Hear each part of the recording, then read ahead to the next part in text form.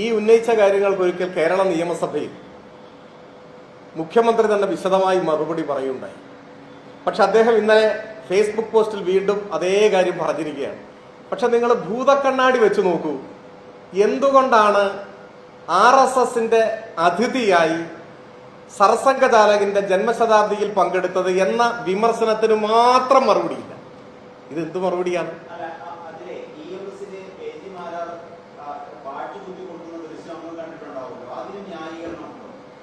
അതാണോ ഇതിന്റെ മറുപടി? അല്ല, ഞാൻ ഇതിന്റെ മറുപടി പറയായിരുന്നു. ഇദ്ദേഹം ചോദിച്ച ചോദ്യത്തിന് ഞാൻ മറുപടി പറയായിരുന്നു. അപ്പോ മറ്റേ സഹിക്ക വയ്യാതെ നിങ്ങൾ എടുത്തു ചാടിയിട്ട് ചോദിക്കുകയാണ് ഈ ഇത് കുത്തിക്കൊടുത്തത് എന്ന് മറുപടി ഇല്ലേ ചോദിക്കാണ്. ഞാൻ നിങ്ങൾ ഏത് ചോദ്യം ചോദിച്ചാലും മറുപടി പറയും. നമ്മൾ തമ്മിൽ അങ്ങനെ ഒരു തർക്കത്തിന്റെ പ്രശ്നമേ വേണ്ട. എനിക്കാണെങ്കിൽ ഇന്നൊരു അല്പസമയമുണ്ട്. നിങ്ങളുടെ ചോദ്യത്തിന് എന്തായാലും മറുപടി പറഞ്ഞിട്ട് നമുക്ക് പോകാം. അപ്പൊ ഇദ്ദേഹം ചോദിച്ച ചോദ്യത്തിന് ഞാൻ മറുപടി പറഞ്ഞു വരികയായിരുന്നു. ഞാൻ പറഞ്ഞത് ഇതിന് വിശദമായ ഒരു മറുപടി നിയമസഭയിൽ മുമ്പ് പറഞ്ഞിരുന്നു. എന്നിട്ടും അത് ആവർത്തിക്കുകയാണ്. പക്ഷെ ആ ആവർത്തിക്കുമ്പോൾ അദ്ദേഹത്തിന് എന്തും പറയാം. അദ്ദേഹത്തിനെതിരായി ഉയർന്ന വിമർശനത്തിന് ഒരു വരിയില്ല, ഒരക്ഷരമില്ല, മറുപടിയില്ല. അപ്പൊ അതിന് മറുപടി ഇല്ല എന്നാണോ മനസ്സിലാക്കേണ്ടത്? അത് ഒരു ചോദ്യമായി നിൽക്കുന്നു. ഇനി അദ്ദേഹത്തിന്റെ പോസ്റ്റിൽ പറഞ്ഞ കാര്യങ്ങൾ, പലതവണ മറുപടി പറഞ്ഞ കാര്യങ്ങൾ, എന്നിട്ടും നിങ്ങൾ ചിലർക്കൊക്കെ ഇപ്പോഴും അത് മറുപടി ആവശ്യമുണ്ട് എന്ന് തോന്നിയത് കൊണ്ട് ഞാൻ പറയാം. പച്ച കള്ളമാണ് അദ്ദേഹം ആ പോസ്റ്റിൽ എഴുതിയിട്ടുള്ള കാര്യങ്ങളെല്ലാം. 77-ലെ തെരഞ്ഞെടുപ്പിനെ കുറിച്ചാണ് പറയുന്നത്. 77-ലെ രാഷ്ട്രീയ സാഹചര്യം എന്താണ്, അന്നത്തെ സഖ്യം എങ്ങനെയായിരുന്നു, ധാരണ എങ്ങനെയായിരുന്നു, ചരിത്രബോധത്തിന്റെ കണികയുള്ള ഏതൊരാൾക്കും അറിയാം. 75-ൽ അടിയന്തരാവസ്ഥ പ്രഖ്യാപിക്കുന്നു. ഇന്ത്യയിൽ അങ്ങോളം ഇങ്ങോളം ജനാധിപത്യ അവകാശങ്ങളെല്ലാം തുറങ്കിലടക്കപ്പെടുന്നു. 3 ലക്ഷം ആളുകൾ അന്ന് ഇന്ത്യയിൽ ജയിലിലടക്കപ്പെട്ടു എന്നാണ് കണക്ക്. നിരവധി ആളുകൾ കൊല്ലപ്പെട്ടു. ഒരുപാട് വിശദാംശങ്ങളുണ്ട്. ഇന്നത്തെ ഒരു വാർത്താ സമ്മേളനത്തിൽ ഇപ്പോൾ നമുക്ക് അതിന്റെ എല്ലാ വിശദാംശങ്ങളിലേക്കും പോകണ്ട. അത്തരമൊരു ഘട്ടത്തിൽ ഈ രാജ്യമെമ്പാടുമുള്ള മനുഷ്യാവകാശ പ്രവർത്തകരും രാഷ്ട്രീയ പ്രവർത്തകരും എല്ലാം തുറങ്കിലടക്കപ്പെട്ട ബുൾഡോസർ രാജിന്റെ ഒരു കാലത്ത്, ഇന്ത്യയിലെ ജയിലുകൾ മനുഷ്യരെ കൊണ്ട് നിറഞ്ഞു കവിഞ്ഞ ഒരു കാലത്ത്, അവസാനം അടിയന്തരാവസ്ഥ പിൻവലിച്ച ഘട്ടമായപ്പോൾ ജയപ്രകാശ് നാരായണന്റെയും മറ്റും ആഹ്വാനപ്രകാരം പ്രതിപക്ഷമെല്ലാം ഒരുമിക്കണം എന്ന ആഹ്വാനം ഉണ്ടായി. ആ ആഹ്വാനത്തിന്റെ ചുവട് പിടിച്ച് അന്ന് ഇന്ത്യയിലെ പ്രധാന പ്രതിപക്ഷ പാർട്ടികൾ എല്ലാം പിരിച്ചുവിട്ട് ജനതാ പാർട്ടി രൂപീകരിച്ചു. ഏതൊക്കെ പാർട്ടി? ഭാരതീയ ലോക്ദൾ, സ്വതന്ത്ര പാർട്ടി, സോഷ്യലിസ്റ്റ് പാർട്ടി, സംഘടനാ കോൺഗ്രസ്, ഇതൊക്കെ അന്ന് പിരിച്ചുവിട്ടു. എന്നിട്ട് രൂപീകരിച്ചതാണ് ജനതാ പാർട്ടി. ആ ജനതാ പാർട്ടിയിൽ ജനസംഘവും പിരിച്ചുവിട്ട് അതിൽ ചേർന്നു. അതാണ് വസ്തുത. ജനസംഘം ഉൾപ്പെടെയുള്ള, സ്വതന്ത്ര പാർട്ടി ഉൾപ്പെടെയുള്ള, സോഷ്യലിസ്റ്റ് പാർട്ടി ഉൾപ്പെടെയുള്ള സംഘടനാ കോൺഗ്രസും ഭാരതീയ ലോക്ദളും എല്ലാം പ്രവർത്തനം അവസാനിപ്പിച്ച് പുതിയ ഒരു പാർട്ടി രൂപീകരിച്ചു. ആ പാർട്ടിയാണ് ജനതാ പാർട്ടി. ഭാരതീയ ലോക്ദളിന്റെ ചിഹ്നമാണ് കലപ്പയന്തിയ കർഷകനാണെന്ന് തെരഞ്ഞെടുപ്പിൽ മത്സരിക്കാൻ ഉപയോഗിച്ചത്. എന്നാൽ CPIM ആ പാർട്ടിയിൽ ചേരാനോ പിരിച്ചുവിടാനോ പോയില്ല. പക്ഷേ ജനതാ പാർട്ടിയുമായി സഹകരിച്ചു. അതൊരു യാഥാർത്ഥ്യമാണ്. അന്ന് ജനസംഘമില്ല, ജനതാ പാർട്ടിയുമായി സഹകരിച്ചിട്ടുണ്ട് ആ തെരഞ്ഞെടുപ്പിൽ. അത് 77-ലെ തെരഞ്ഞെടുപ്പാണ്. എന്നാൽ 77-ൽ ജനതാ പാർട്ടി എന്ന് പറയുന്നത് മതനിരപേക്ഷ സ്വഭാവത്തോടുകൂടി നിലനിന്നൊരു പാർട്ടിയാണ്. അധികം കഴിയുന്നതിന് മുൻപ് അതിലുള്ള ചില ആളുകൾ RSSുമായി ബന്ധം പുലർത്തുന്നു, അല്ലെങ്കിൽ RSSുകാരാണ് എന്ന നിലയിലുള്ള ചർച്ചകൾ ഉയർന്നു വന്നു. അതൊരു വസ്തുതയാണ്. 79-ൽ കേരളത്തിൽ നിയമസഭാ ഉപതെരഞ്ഞെടുപ്പ് നടക്കുന്നു. 4 മണ്ഡലം: കാസർഗോഡ്, തലശ്ശേരി, തിരുവല്ല, പാറശാല. ആ ഘട്ടത്തിലാണ് ഈ ചർച്ച സജീവമാകുന്നത്. അന്നാണ് EMSന്റെ ചരിത്രപ്രസിദ്ധമായ പ്രഖ്യാപനം വരുന്നത്, ഞങ്ങൾക്ക് RSS വോട്ട് വേണ്ട എന്നാണോ അത്തരമൊരു ചർച്ച ഉയർന്നത് അന്ന്.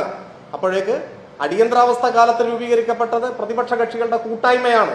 അതിൽ RSSും ഇല്ല, അതിൽ BJP പിൽക്കാലത്താണല്ലോ വരും. BJPയും ഇല്ല, ജനസംഘവും ഇല്ല, ജനതാ പാർട്ടി മാത്രമാണ്. ജനതാ പാർട്ടിയോട് ഞങ്ങൾ സഹകരിച്ചിട്ടുണ്ട്.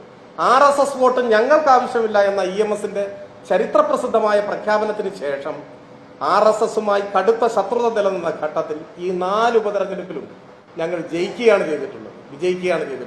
പിന്നെ 77-ൽ പിണറായി എന്നൊക്കെ പറഞ്ഞു. പിണറായി ആദ്യമായിട്ട് 77-ലാണോ MLA ആവുന്നത്? ആരോടാണ് ഇതൊക്കെ പറയുന്നത്? പിണറായി ആദ്യമായി നിയമസഭയിലേക്ക് അംഗമാവുന്ന 77-ലാണോ? 7 കൊല്ലം മുമ്പ് 70-ലാണ്. ആരോടൊക്കെ മത്സരിച്ച്? ഈ കോൺഗ്രസിനോടും ജനസംഘത്തോടും മത്സരിച്ച് അവരെ തോൽപ്പിച്ചിട്ടാണ് നിയമസഭയിലേക്ക് വരുന്നത്.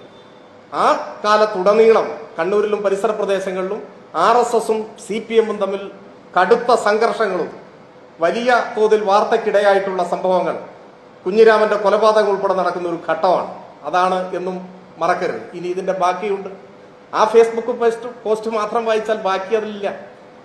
അതിനുശേഷം ഈ RSSും സ്വാധീനിക്കുന്നു ജനതാ പാർട്ടിയെ എന്ന വിമർശനം ഉയർന്ന ഘട്ടത്തിൽ ജനതാ പാർട്ടിയുമായി ഇടതുപക്ഷം ബന്ധം വിച്ഛേദിച്ചു.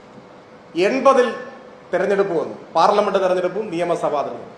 80-ലെ പാർലമെന്റ് തെരഞ്ഞെടുപ്പിൽ ഈ ജനതാ പാർട്ടിയുമായി, അപ്പോഴേക്ക് RSS സ്വാധീനം ഉണ്ട് എന്ന് ആരോപിക്കപ്പെടുന്ന ജനതാ പാർട്ടി, പണ്ടതില്ല, ആ ജനതാ പാർട്ടിയുമായി കോൺഗ്രസ് സഖ്യത്തിൽ ഏർപ്പെട്ടു. ആ സഖ്യത്തിന്റെ കാസർഗോഡ് മണ്ഡലത്തിലെ സ്ഥാനാർത്ഥിയുടെ പേരെന്താ? ഈ ബഹുമാന്യനായ പ്രതിപക്ഷ നേതാവ് മറന്നോ? 1980-ലെ പാർലമെന്റ് തെരഞ്ഞെടുപ്പിൽ കാസർഗോഡ് മണ്ഡലത്തിലെ കോൺഗ്രസ് മുന്നണിയുടെ സ്ഥാനാർത്ഥിയുടെ പേരെന്താ? ആ പേര് O. രാജഗോപാലൻ എന്നാണ്. O. രാജഗോപാലിന് വോട്ട് പിടിച്ച് നടന്നവരാണ് കോൺഗ്രസ് എന്നോർത്ത് വെച്ചോളണം. ആ സമയത്ത് തന്നെ നിയമസഭാ തെരഞ്ഞെടുപ്പ് നടന്നു. ഈ KG മാരാർ ആ തെരഞ്ഞെടുപ്പിൽ സ്ഥാനാർത്ഥിയായിരുന്നു. പെരിങ്ങളം മണ്ഡലത്തിൽ അന്ന് കോൺഗ്രസ് മുന്നണിയുടെ സ്ഥാനാർത്ഥിയായ RSSകാരൻ KG മാരാരെ പെരിങ്ങളത്ത് തോൽപ്പിച്ചയാളാണ് ഇന്ന് എലത്തൂരിൽ മത്സരിക്കുന്ന ഇടതുപക്ഷ സ്ഥാനാർത്ഥി AK ശശീന്ദ്രൻ. അന്നും ഇന്നും ഇടതുപക്ഷത്തിന്റെ സ്ഥാനാർത്ഥിയായിരുന്നു. അന്ന് എടക്കാട് മത്സരിച്ച സ്ഥാനാർത്ഥിയാണ് മുൻ KPCC പ്രസിഡന്റ്. കോൺഗ്രസിന്റെ സ്ഥാനാർത്ഥിയായിട്ടല്ല, ജനതാ പാർട്ടിയുടെ സ്ഥാനാർത്ഥിയായിട്ട്.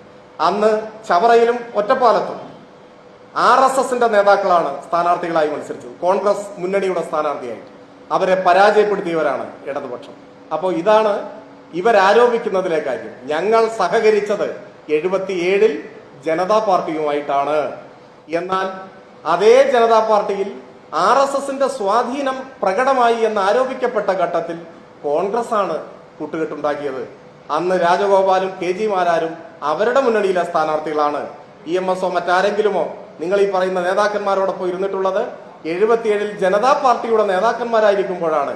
അത് അടർത്തി മാറ്റുമ്പോൾ 80-ലെ അവരുടെ മുന്നണി സ്ഥാനാർത്ഥിയാണ് ഈ മാരാർ എന്ന് മറന്നുപോയത്. പിന്നെ മാരാരെഴുതിയ ആത്മകഥയുണ്ടല്ലോ, അതെന്താ മറന്നുപോയി? മാരാരെഴുതിയ ആത്മകഥയിൽ ഒരധ്യായം പാഴായ പരീക്ഷണങ്ങളാണ്. അത് വായിച്ചാൽ എന്തായിരുന്നു കോൺഗ്രസും RSSും തമ്മിലുള്ള അന്തർധാര, രഹസ്യ ബാന്ധവം. ഞാൻ നേരത്തെ പറഞ്ഞതൊക്കെ പരസ്യമാണ്. പരസ്യമായിട്ടുള്ള കാര്യങ്ങൾ ആരോപണമല്ല, അത് വസ്തുതയാണ്.